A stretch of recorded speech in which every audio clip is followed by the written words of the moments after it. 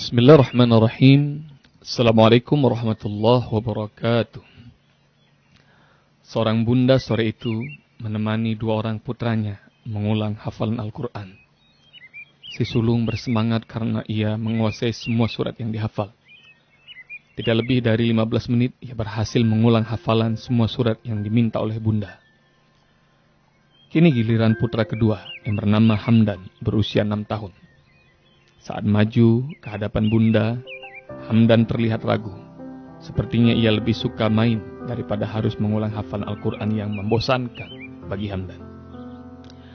Betul saja, saat sang bunda meminta Hamdan mengulang surat Al-Bayyinah, ia merengek sambil berkata, "Itu susah bunda."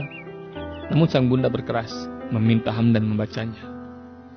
Karena Hamdan pada awalnya tak suka surat itu, maka di ayat ke-6 dan ke-7 ia melulu salah. Tertukar antara syarrul bariyah dan khairul bariyah. Berulang kali diberitahu namun Hamdan tetap juga salah. Hingga sang bunda meninggikan suara, meminta agar Hamdan konsentrasi. Namun yang terjadi malah Hamdan ngambek. Ia bilang nggak suka Al-Quran dan dia mengatakan dia nggak mau ngapal Al-Quran. Sang bunda kaget. Ia beristighfar melihat reaksi anaknya. Sambil menatap dengan mimik serius, sang bunda berkata, "Ya Allah anakku, Al-Quran ini penolong kita nak. Kalau kamu hafal Al-Quran, kamu bisa nolong dirimu, menolong ayah, menolong bunda di akhirat kelak." Namun Hamdan masuk kamar seolah tidak mendengar perkataan bunda. Sang bunda turut kesal. Malam itu bunda tidak menegur Hamdan hingga ia terlelap tidur. Saat ayah kembali ke rumah, maka bunda menceritakan peristiwa tadi. Sang ayah menyarankan agar anak tidak dipaksa menghafal Al-Quran. Biarlah Al-Quran dihafal dengan cinta, dihafal dengan antusias. Maka bunda pun memahami maksud sang ayah. Tadi sangka pendengar, saat semua orang di rumah itu tertidur, tiba-tiba pintu kamar ayah bunda terbuka. Mereka berdua masih tertidur.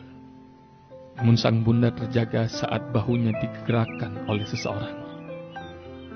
Terlihat Hamdan baru saja menangis sebab beberapa bulir air mata menetes di pipinya. "Ada apa nak?" tanya sang bunda sambil mengusap kepala Hamdan. Hamdan tidak jawab pertanyaan bunda.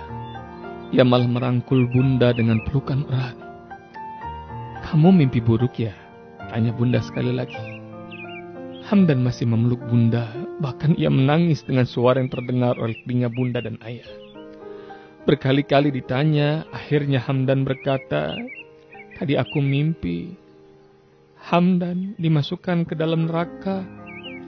Bunda dan ayah juga ikut masuk neraka. Aku dengar suara malaikat yang seram, bunda. Malaikat itu berkata bahwa Hamdan masuk neraka sebab malas menghafal Quran. Bunda, aku janji gak malas menghafal Al-Quran lagi. Aku mau hafalkan seluruh Al-Quran, biar kita semua, sekeluarga, gak masuk neraka.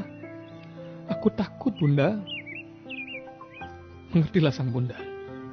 Penyebab buah hatinya terbangun dari tidur dan menangis. Maka sang bunda dan ayah pun memeluk Hamdan untuk menenangkan. Saat kembali tenang, lalu Hamdan pun masuk ke kamar dan kembali tidur. Kini sang ayah dan bunda di dalam kamar berpelukan.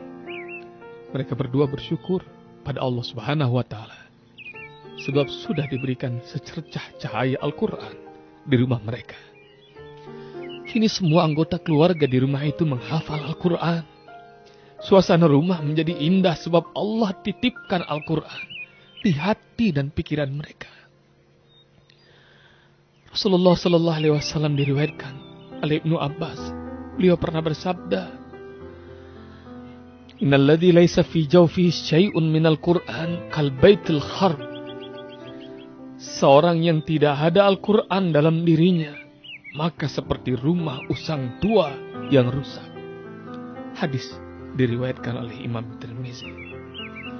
Inilah kisah yang disampaikan oleh seorang sahabat. Pemirsa, semoga rumah kita semua berhias Al-Quran seperti miliknya. Saya, Bobby Ribo, Kauni Quantum Memory, menghafal Al-Quran semudah tersenyum. Assalamualaikum warahmatullahi wabarakatuh.